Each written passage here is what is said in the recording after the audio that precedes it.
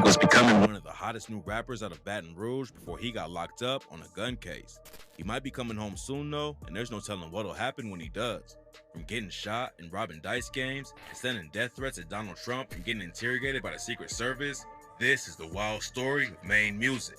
Let's get right into it. Maine Music came up in Baton Rouge and started rapping at a young age. But even though he knew he wanted to be a rapper, the dream didn't keep him out of the streets and he ended up with both feet in the trenches. A lot of rappers end up dropping out of high school eventually, but Maine was getting into so much trouble as a kid that he got expelled in 8th grade from all the local schools. But before he got kicked out, Maine met his homie Tech in middle school and they've been close as brothers ever since.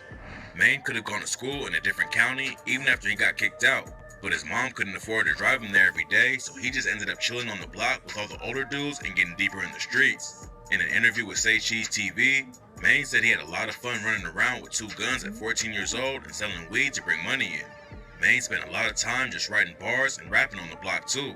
And when they were still teenagers, him and Tech started putting on shows in the local scene. They were inspired by dudes like Boosie Badass who came from the streets and used everything he experienced to make raw southern classics. Maine and Tech wanted to do the same thing in their own lane. They were both active in the streets, but at the same time, they were always working on their music too. It took a while for them to pick up any attention outside of Baton Rouge though, and the money was never good enough for them to take it full time. Maine tried working a legit job once, but it almost ended up getting him sent to prison. Maine's uncle ran a company that did flooring work in people's houses, and he hired Maine and one of his homies to help him out. They were going into houses people were still living in, but Maine thought they were abandoned and started stealing anything valuable while they were working. One day, when Maine and his he wildin' for that.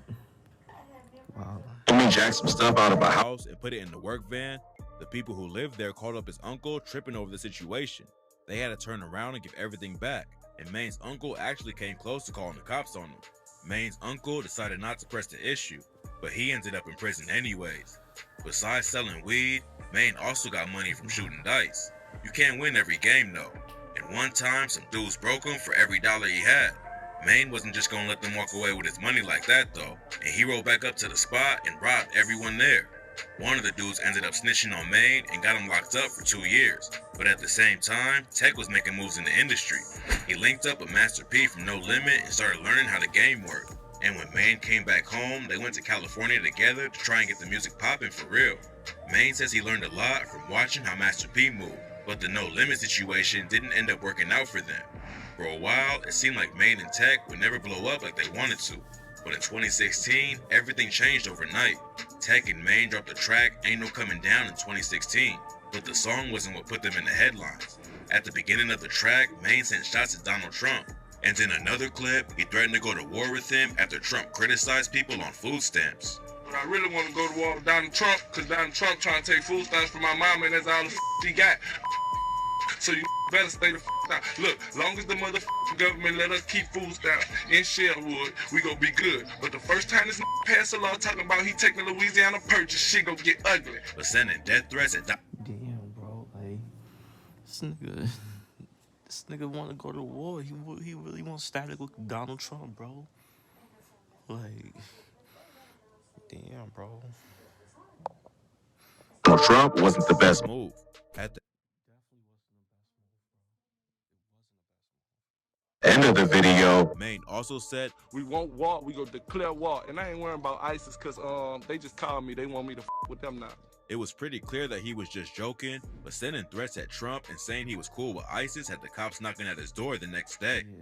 Yeah, that's mad dumb, bro. Like, people gotta understand, like, when you say stuff like that, when you talk hot on the internet like that, there's mad police watching. The boys are watching you, bro. Like you may think that they not, but they are watching you. They came through and checked to see if anyone in the Ain't No Coming Down video had warrants out for them, but they had to leave when everyone involved with the situation was good. That wasn't the end of it for Maine Music though. That same week, the Secret Service brought him in for interrogation over the shots he sent at Trump. According to Tech, I mean, with a $23,000 bond, they weren't serious. No, they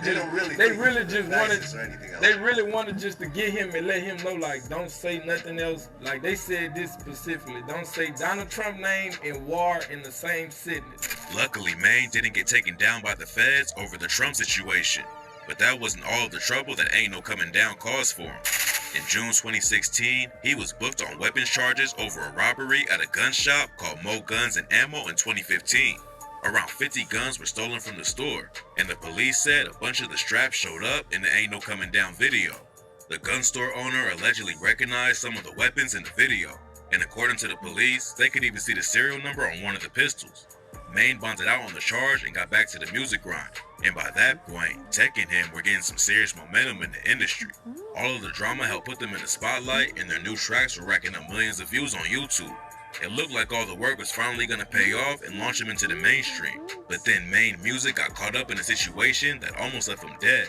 Maine was beefing with another Baton Rouge rapper named Sherwood Marty at the time, and at one point, the ops caught him lacking and shot up his whip 37 times. Maine caught 3 bullets but came out without any serious injuries.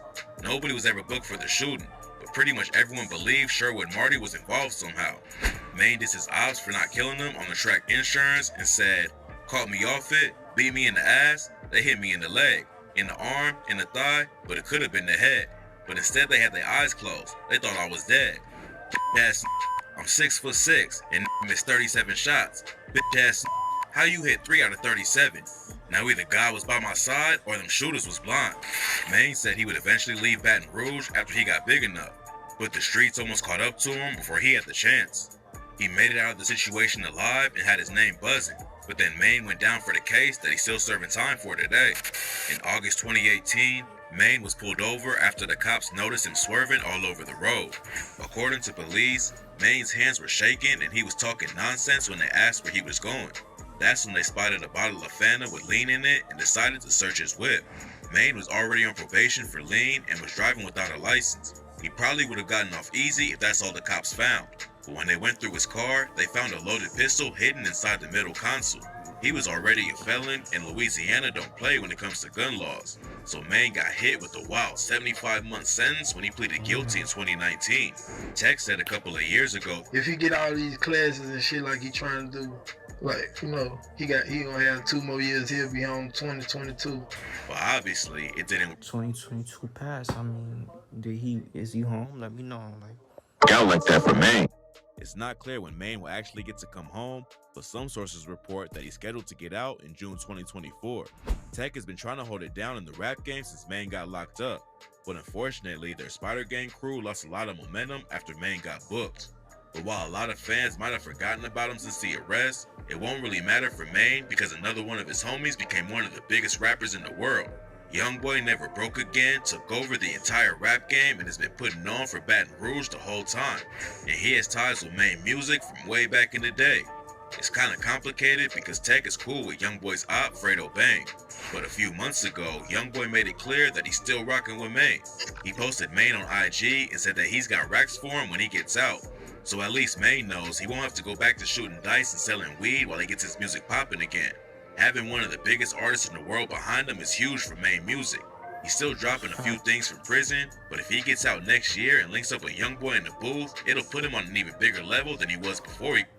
Okay, yeah, bro, that's the vid. Let me know what y'all think, bro. Like, do y'all, if y'all fans of him, if y'all fan of Maine Music, like, comment down below. What is your favorite music of the nigga, bro? What is your favorite song? Cause I never heard of this nigga, bro. I ain't gonna lie. So never heard of this nigga music. So yeah, make sure y'all like, comment, subscribe. Y'all know the vibes. If you're just checking out, you are.